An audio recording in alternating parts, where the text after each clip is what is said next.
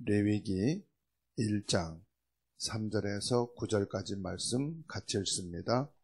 그 예물이 소의 번제이면 흠없는 수컷으로 회망분해서 여호와 앞에 기쁘게 받으시도록 드릴지니라. 그는 번제물의 머리에 안수할지니 그를 위하여 기쁘게 받으심이 되어 그를 위하여 속죄가 될 것이라. 그는 여호와 앞에서 그 소송아지를 잡을 것이요 아론의 자손 제사장들은 그 피를 가져다가 회막문 앞 제단 사방에 뿌릴 것이며 그는 또 그 번제물의 가죽을 벗기고 각을 뜰 것이요 제사장 아론의 자손들은 제단 위에 불을 붙이고 불 위에 나무를 벌려놓고 아론의 자손 제사장들은 그 뜬 각과 머리와 기름을 제단 위에 있는 나무에 버려 놓을 것이며 그 내장과 정강이는 물로 씻을 것이요 제사장은 그 전부를 제단 위에서 불살라 번제를 드릴지니 이는 화제라 여호와께 향기로운 냄새니라. 아멘. 오늘 말씀 중에 5절 말씀을 보면은 그 피를 가져다가 희망문 앞 제단 사방에 뿌릴 것이며, 이 말씀 속에 그 피를 뿌리라 하는 말씀입니다. 그 피를 뿌리라.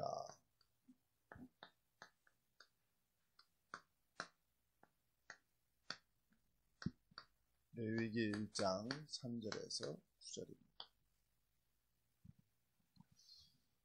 똑같은 날인데 어떤 사람은 고통의 날이 되기도 하고 어떤 사람에게는 큰 축복의 날이 되기도 합니다.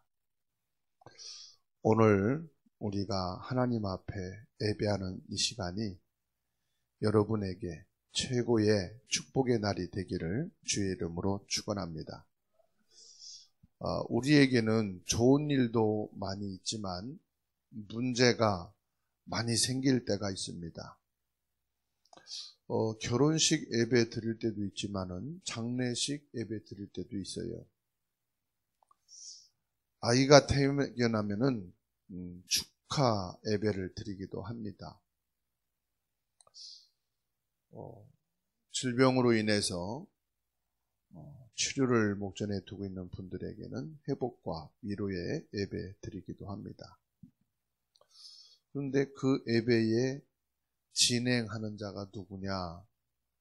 레위 지파.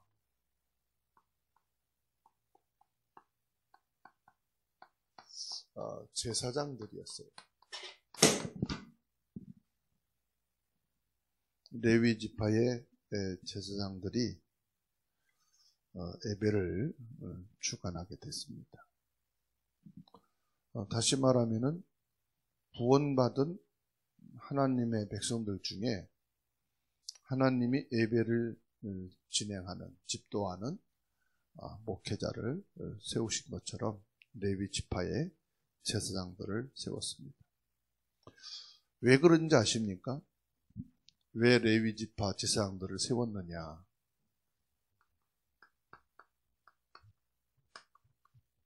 예배 회복을 위해서 세우신 겁니다.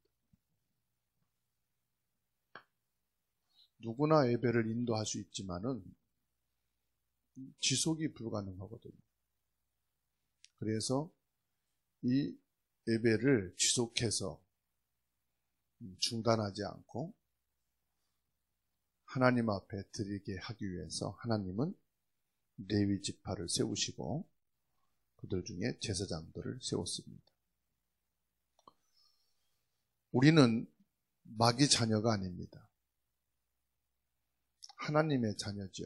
하나님의 자녀는 예배를 회복할 때 모든 축복을 회복하도록 하나님이 그렇게 허락해 주셨습니다.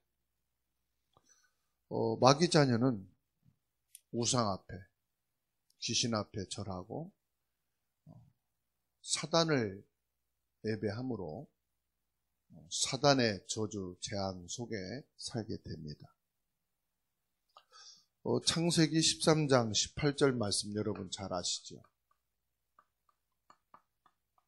아브라함이 그 어떤 몸부림쳐도 안 됐어요. 그런데 아브라함이 마지막으로 회복한 게 있습니다. 그게 뭡니까? 하나님께 단을 쌓았다. 이게 예배입니다. 하나님께 예배를 회복하고 나서야 모든 것을 회복할 수가 있었습니다. 다시 말하면 갈대아에서 보지 못한 것을 보게 된 것이 예배입니다. 그래서 하나님 자녀들에게 가장 힘있고 가장 아름다운 모습이 뭐냐? 예배라. 이렇게 말씀드릴 수 있어요. 모세가 왕궁에 있을 때는 보지 못한 것을 봤습니다. 그게 뭡니까? 출애굽기 3장 1절에서 18절입니다. 왕궁에서는 절대 보지 못한 것, 희생제물. 이 희생제물이라는 것은 왕궁에서는 알지도 못했고 보지도 못한 거예요. 하나님께 예배를 드릴 때 보게 된 것이 피의 언약입니다. 여호수아 3장 4절입니다. 하나님께서 여호수아에게 뭘 말씀하십니까? 언약궤에 대해서 말씀하십니다. 네가 한 번도 가보지 못한 그 길을 가게 될 것이다. 2021년 10월 3일 저와 여러분들이 매일매일 가보지 않은 새로운 길을 갑니다. 그렇기 때문에 불안하고 미래가 걱정이 되고 미래를 어떻게 살아가야 될지 사람들은 근심하고 고민하죠. 뭐라고 말씀합니까? 우리는 다른 거 없거든요. 말씀을 따라가면 돼요. 말씀 따라가는 게 뭐냐? 예배입니다. 우리가 하나님의 최고의 응답 속에 있다는 것이 뭐냐면 내가 예배를 드릴 수 있다는 거예요. 언제 예배가 중단됩니까? 우리 인생이 끝나면은 동시에 예배도 끝납니다. 내가 하나님 앞에 받은 최고의 축복 속에 살아가고 있는 게 뭐냐? 예배 생활입니다. 예배 생활을 할 수 있다는 것이 최고의 축복이고 응답이에요. 어느 날 여러분 개인은 예배가 중단될 때가 있을 겁니다. 그게 언제냐? 하나님이 나를 부르실 때입니다. 하나님 나라에 가면은 예배가 필요 없지요. 하나님과 함께 사는 배경이 되니까요. 그래서 뭐라고 말씀하느냐? 언약궤를 따라가라. 너희 미래 걱정하지 말고 예배를 따라가면 된다. 앞으로 어떻게 될 거냐? 걱정하지 마세요. 언약궤 따라가면 됩니다. 여리고가 무너진다, 무너지지 않는다. 그거 신경 쓸 필요가 없어요. 왜냐? 가나안 땅에 들어가는 거니까. 여리고를 함락시키지 않아도 가나안은 정복하게 될 거니까. 하나님의 약속이고 하나님의 말씀이다 이 말이에요. 자, 다니엘 6장 10절 보시기 바랍니다. 다니엘은 하루에 3번씩 기도했다. 무슨 말이죠? 예배했다 이 말이에요. 하루에 3번씩 하나님 앞에 예배를 한 겁니다. 이게 기도예요. 기도는 뭐냐? 하나님 앞에 예배하는 것입니다. 스가랴 4장 6절입니다.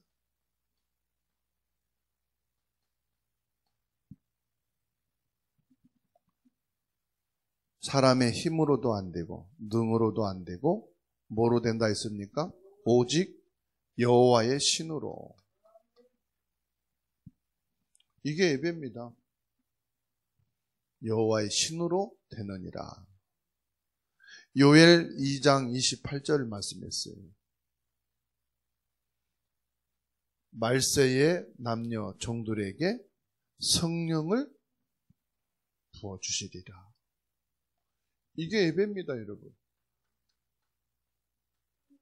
요한복음 4장 24절에 예배하는 자는 신령과 진정으로 예배할지니라 말씀했죠. 그러니까 이 요한복음 2장 1절 오순절 날에 그랬죠. 오순절 날이 뭐냐? 이게 바로 예배 날입니다. 오순절 날에 이 말은 예배 드리는 때에, 예배 시간에 그걸 말합니다. 사도행전 12장 1절로 25절, 여러분 잘 아는 말씀이죠.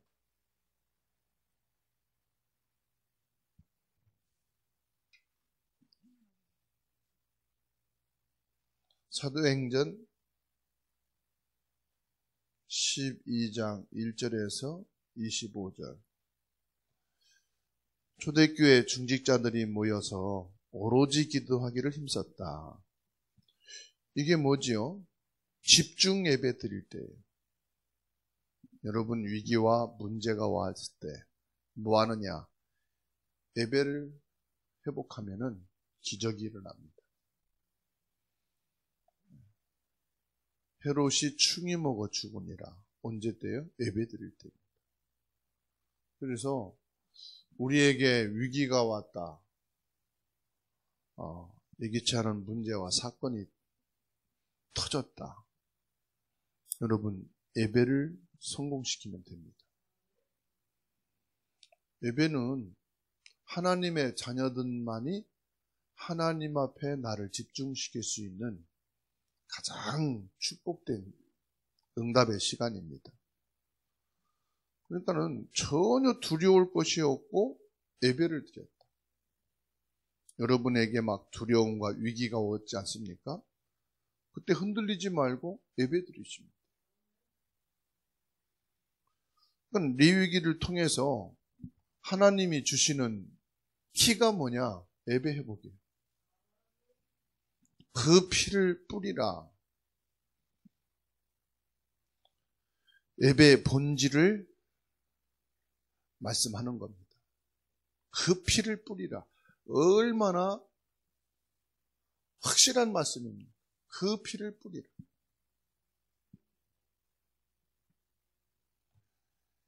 예수 그리스도 이 피의 언약이 없으면 예배가 아니에요. 그래서 이 피를 뿌리라. 십자가의 비밀 아닙니다.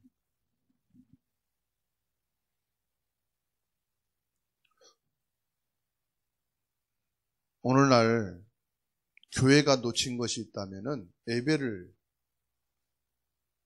회복하지 못했다는 사실. 여러분 힘의 근원이 어디서 나오느냐? 구원받은 하나님의 자녀는 예배를 통해서 힘의 근원이 나온다는 것을 꼭 기억하세요.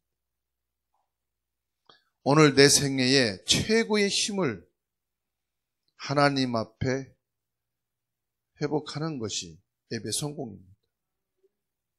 하나님 나에게 능력을 주옵소서. 그게 뭐냐?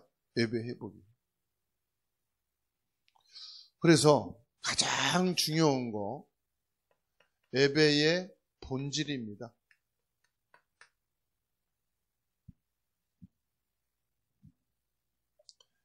예배를 뺏기면 안 된다 그러잖아요.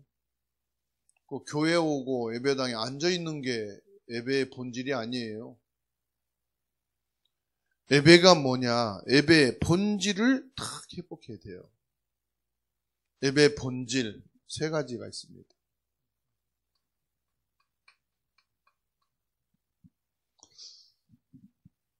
여러분 예배 드릴 때 하나님이 역사하시죠?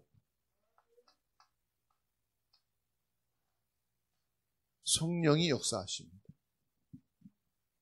예배할 때 성령이 역사하십니다. 예배할 때 어떤 일이 벌어지느냐? 우리가 모르는 엄청난 이 영적인 역사가 일어납니다. 여러분, 구약 성경에도 보게 되고요. 쭉 보게 되면은 예배할 때 하늘 문이 열립니다. 야곱이 부모, 고향을 떠나서 베델에서 잠을 잘 때 하늘 문이 열렸잖아요. 야곱이 고백을 했습니다. 이곳이 바로 하나님이 계신 집 베델이라.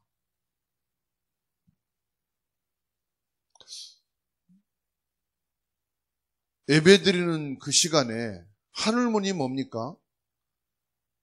보좌의 문이 열린다 이 말이에요. 천군 천사의 문이 열린다. 말씀의 문이 열리는 거예요. 기도응답의 문이 열리는 거예요. 그래서 예수님을 그리스도로 고백할 때 내가 내게 천국 열쇠를 주노라. 닫으면 열 자가 없고 열면 닫을 자가 없으리라. 예배 시간에 하나님이요 하늘문을 여시는 이유는 뭡니까? 어마어마한 축복을 이때 단회를 주시는 것이죠. 그래서 예배만 성공하면은 여러분은 모든 축복을 성공시키는 것이다. 예배할 때 여러분 사단의 세력이 완전히 무너집니다.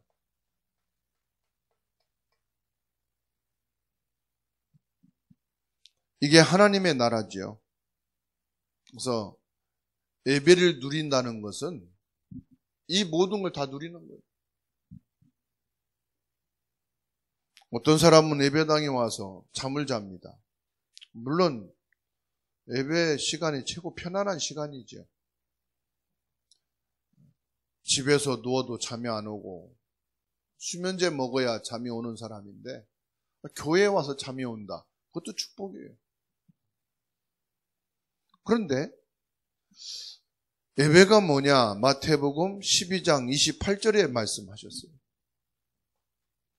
마태복음 12장 28절에 뭐라고 말씀합니까? 성령이 임하신 것이면 곧 하나님 나라가 임한 것이다. 여러분 제자가 누군지 압니까? 예배가 제대로 된 사람이 제자예요. 제 말이 아니고요. 예수님이 그렇게 말씀하셨어요. 예배가 되는 자가 제자다. 예배 때 가장 큰 응답,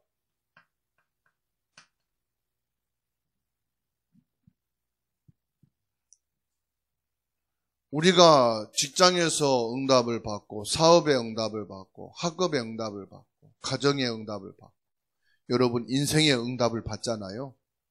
그 모든 응답의 시작이 예배 때 응답이. 그러니까 이 예배 때 받은 이 큰 응답이요 쭉 연결되는 거예요. 뭐와 연결되느냐? 우리의 인생과 쫙 연결이 돼요. 즉 우리 인생의 삶에 연결이 돼요. 그러니까 여러분 문제가 왔다. 당연히 문제가 있죠. 문제 없는 사람은 무덤에 누운 사람밖에 없어요. 모든 사람에겐 문제가 있는데 벌써요 예배 속에 응답을 받은 사람은 문제가 나오면 답을 합니다. 아, 이래서 이 말씀을 주셨구나. 이래서 하나님이 예배 시간에 나에게 힘을 주셨구나.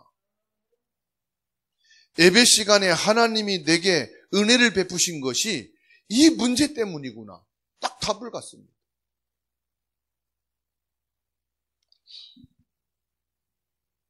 모든 사람은요, 외로울 때가 있어요. 부모가 옆에 자고 있어도 외로울 때가 있어요. 남편, 아내가 옆에 누워 있어도 외로울 때가 있는 거예요. 그거는 예기치 않고 갑자기 들어오는 거예요. 작은 부분이 별거 아닌데 이게 뚝 들어오는 거예요. 그래서 누군 전유성 씨하고 그 누굽니까? 애기 안 낳고 평생 여행하면서 살기로 했잖아요. 이혼을 했는데 왜 이혼을 결심했다고 그래요? 왜?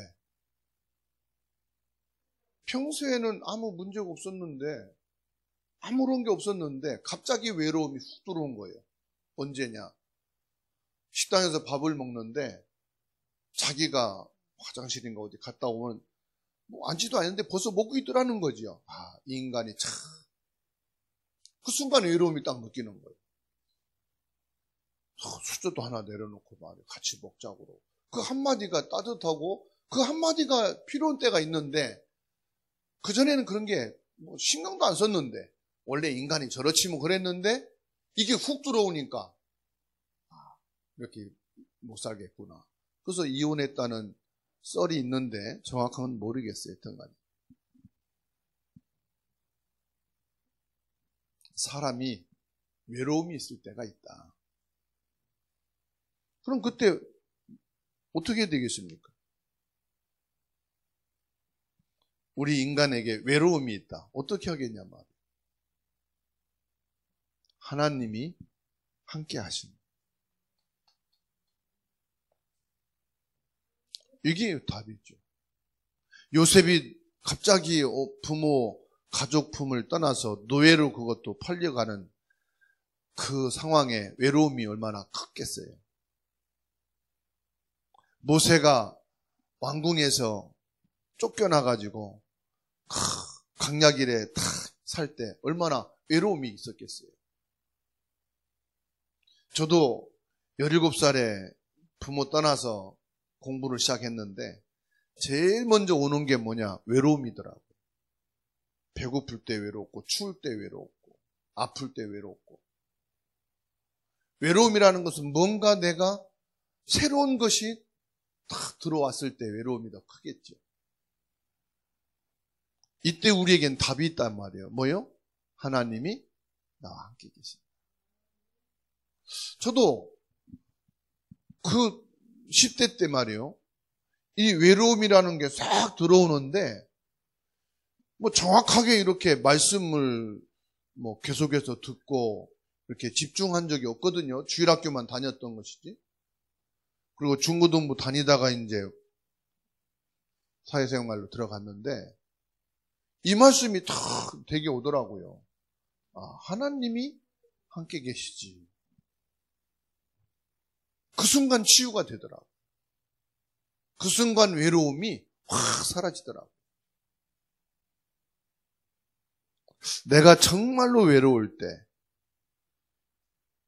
여러분이 일을 하다가 진짜로 어려울 때, 여러분 무슨 생각을 하고 무엇으로 위로하고 치유받습니까? 다윗이 골리앗을 이기고 승리했을 때 뭐 했습니까? 이겁니다. 다윗은 혼자 있을 때도 위기를 만날 때도 또 큰 승리를 하고 난 뒤에도 믿습니다. 하나님은 나와 함께 계신다. 다윗이 숨어서 도망 다닐 때도 엄청난 응답을 받았는데 그 받은 응답이 뭔지 아십니까? 하나님은 나와 함께 하신다. 이게 확실한 응답이었어요. 큰 응답이 뭐냐? 뭐 몇십억의 재산을 응답받는 게 아니에요. 이 응답입니다. 여러분, 한계가 올 때가 있어요. 언제 한계가 옵니까? 여러 가지가 있습니다만은 내가 무능하다고 느낄 때도 한계가 오고요. 내가 힘이 없구나. 이때도 한계가 오고요. 자, 한계가 올 때 여러분 뭐 하면 되겠습니까? 성령 충만하시면 됩니다. 여러분들이 성령 충만한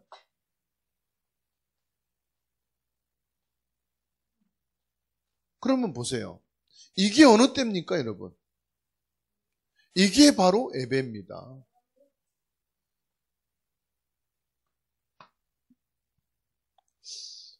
예배 때, 예배를 통해서 절대 필요한 것, 예배에 절대로 빠지면 안 되는 것, 그게 뭔지 아시죠? 그 피를 뿌리라. 희생제사입니다.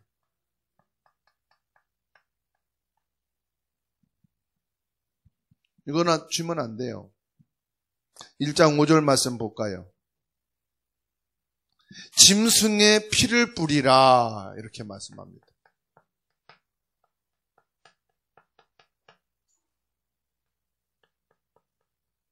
짐승의 피를 뿌리라.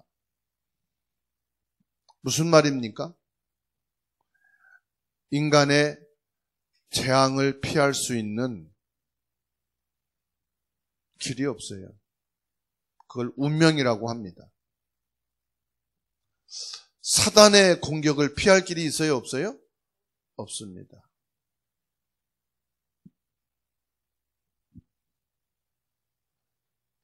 절대로요, 사단의 공격을 막을 수가 없어요. 왜 희생제물이 필요하냐? 사단을 꺾을 수 있는 유일한 피, 예수 그리스도를 말합니다. 그는 번제물의 머리에 안수할지니 4절에 말씀하고 있어요. 뭐라고 안수하라고 그랬습니까? 세례 요한이 예수님 머리에 손을 얹고 안수했어요. 그 번제물 머리에 안수할지니 내가 받아야 될 모든 죽어야만 해결되는 그 죄를 양의 머리에 손을 얹고 기도해라. 다시 말하면요, 내가 제물을 가지고 가면은 우리 박 권사님 머리에 손을 얹고 양의 머리에 양수를 얹고 이 박 권사님에게 임할 사단의 저주와 운명이 양에게 다 가도록 기도하고 그리고 양을 잡았어요. 거기에 얼마나 현장성이 있겠습니까? 내가 받아야 될 벌을 우리 조용수 권사님에게서 양에게 다 가게 하고 그 보는 앞에서 그 양을 잡아 피를 받아가지고 뿌렸다니까요. 그것만으로도 은혜가 된 거예요. 그러니까 여러분 개인이 받아야 될 그 저주 재앙을 양의 머리에 손을 얹고 기도하는 거예요. 변영희 권사님에게 임할 모든 저주와 재앙은 이 양에게 돌리게, 그 대신 양이 죽기를, 그리고 그 앞에서 양을 잡는단 말이에요. 얼마나 생동감이 있겠습니까? 그죠? 만일에 김성자 권사님이 아무도 모르게 죄진 게 있어, 비밀이 있어, 사람을 잘못해가지고 죽었어. 용서를 받아야 되잖아요. 용서받을 길이 없어. 내가 죽어야 돼. 양을 끌고 왔는데 그 살인죄를, 생명이 끊어지게 된 죄를 양에게 안수하고 그 앞에서 양을 죽이는 그 순간 자유함을 얻겠죠. 해방을 얻겠죠. 그렇지 않습니까? 내 앞에서 양이 죽어가는데, 그리고 그 피를 받아서 뿌리는 거예요, 사방에. 이 사람에게 저주는 끝났다. 이 사람이 받을 죄는 끝났다. 다 뿌리는 거예요. 지금 그걸 말하는 겁니다. 5절에서.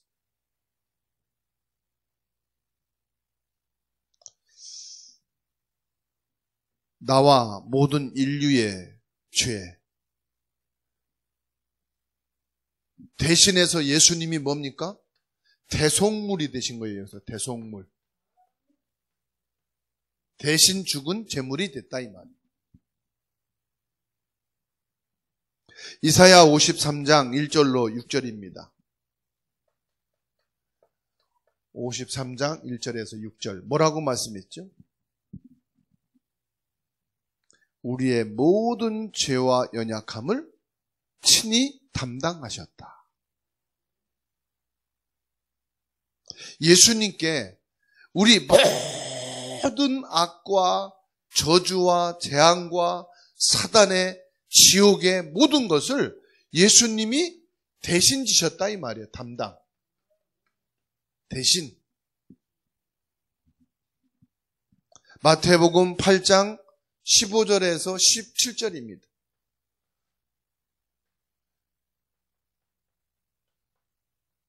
이 이사야 53장 1절 6절 말씀을 말씀한 거죠. 뭐라고 했습니까? 우리의 질병을 담당하셨다. 모든 거 끝낸 거예요. 그러니까 예배 속에 그리스도가 빠진다는 것은 그냥 종교생활인 거예요. 종교생활. 그래서 저주받는 거예요. 종교생활을.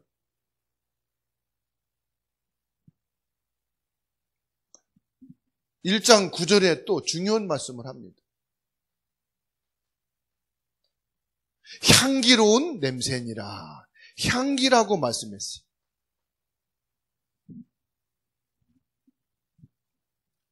향을 왜 뿌리죠?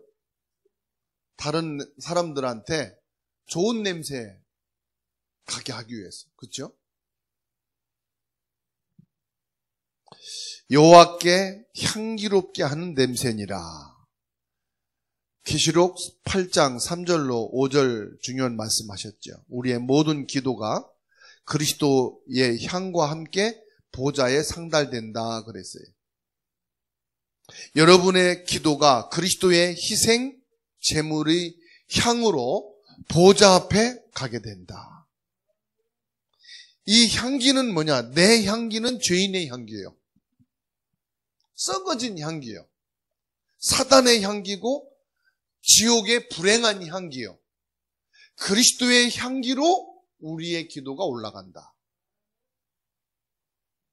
그걸 계시록 8장 3절에서 5절에 말씀했어요.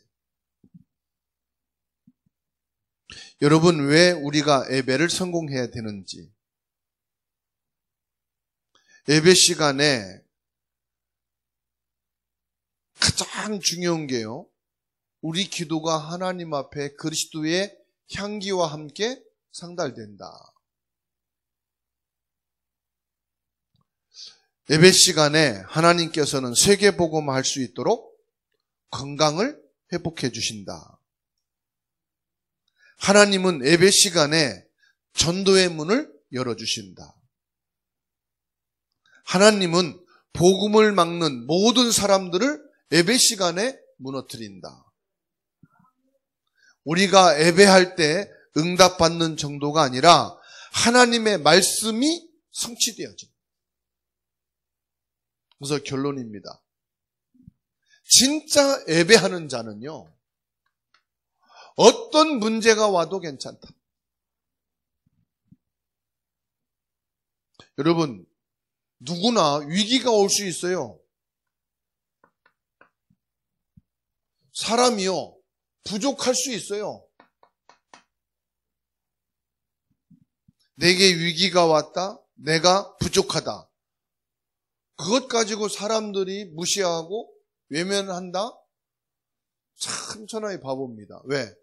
힘 있는 사람도 위기가 오고요, 똑똑한 사람도 부족한 게 있거든요. 근데 나는 부족한 게 더 많이 드러난, 그럼 뭐 하면 되죠? 예배 회복하면 됩니다. 그 부족함을 가지고 매일 응답을 찾으세요. 그게 뭐냐? 예배입니다. 아, 내가 부족하니까, 위기가 왔으니까 더 노력해야 되지? 더 어렵습니다. 예배 회복하면 간단합니다. 왜냐? 구약 성경에서부터 신약 성경에 지금까지 예배를 통해서 하나님의 완전한 응답과 축복이 다 회복됐다는 사실. 하나님의 나라입니다. 하나님께서 지금 성령으로 역사하시는 시간. 그게 하나님 나라에 속해 있는 사람에게만 성령의 역사가. 여러분 보십시오. 애굽에 열 재앙이 내렸어요. 그렇죠? 그런데 이스라엘이 거한 땅은 어디죠? 고센 땅입니다. 고센이라고 하는 지역에는요, 저주가 하나도 임하지 않았다는 걸 아셔요. 애굽에는 열 재앙이 임했지만 고센 땅에는요, 그 재앙과 상관이 없어요. 여호와의 보호하심. 고센 땅은 뭐냐? 예배하는 곳입니다. 고센 땅은 뭐냐? 하나님의 나라입니다. 그렇죠?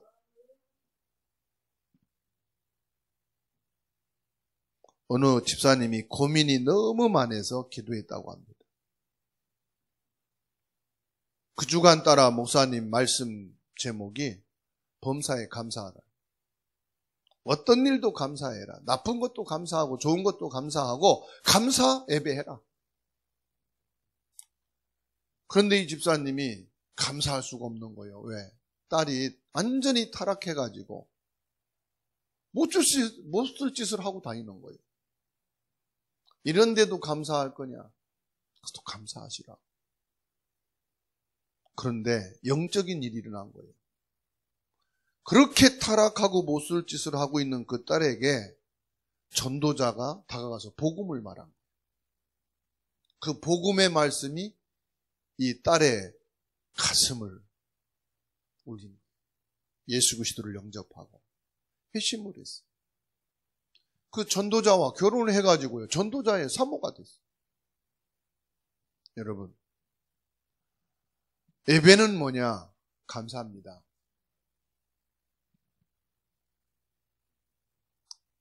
하나님께서는 언제 역사하느냐? 내가 예배하는 그 시간에 여기에 역사합니다. 위기 속에. 내 부족함을 채우는 길이 뭐냐? 돈이 아니고요, 지식을 쌓는 게 아니에요. 사람을 얻는 게 아니에요. 내 부족할 때 뭐냐? 예배 드리십니다. 아브라함이 자기 힘으로 해도 안 될 때 자기 부족함을 느끼잖아요. 예배하니까 다 회복됐어요. 야곱이요. 야곱이란 말은요, 온갖 술수, 잔머리 다 쓰는 게 야곱이에요. 자기가 잔머리 쓰고 인본주의 쓰고 모든 계략을 다 써도 안 돼. 다 안 될 때 뭐냐? 하나님께 예배를 회복했어요. 베델에서, 야복강 나루터에서 예배를 드릴 때 원수도 해결되고 미움도 해결되고 불안과 위기도 해결되고 다 해결됐어요. 그래서 예배 성공은 인생 성공이라 하는 거예요. 솔로몬이요, 1000번제를 드렸잖아요. 그게 뭐냐? 예배입니다.